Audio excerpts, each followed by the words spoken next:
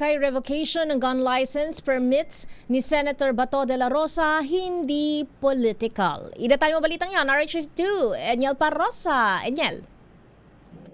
Legal, procedural at hindi political.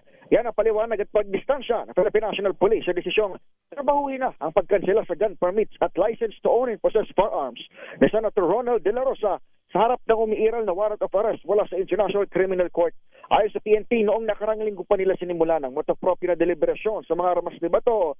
Pagkatapos ilabas ng Department of Justice ang utos na pairali na o ipatupad na itong ICC warrant, wala pa mang sulat sa kanilang National Bureau of Investigation. Kasabay nito, nagpahayag ng kahandaan ng bagong acting spokesperson ng PNP, si Police Colonel Allen Reyco, pagdating sa inisyong sabtina ng Department of Justice kaninang umaga. Sabi ni Cosa Campo Crame, sakop ng sabtinang inventory ng firearms nang nakarehistro sa ilalim ng buong Senado, maging ang record ng mga may-ari ng baril na ginamit sa nangyaring gun-related incident noong May 13. Pero nakiusap muna si Cosa sa publiko, hindi muna sila magbibigay daw ng mga hilaw na impormasyon sa manhunt kay De La Rosa, habang ito ay itinuturing pa ring aktibo. Pakinggan natin ang bagong PNP spokesman.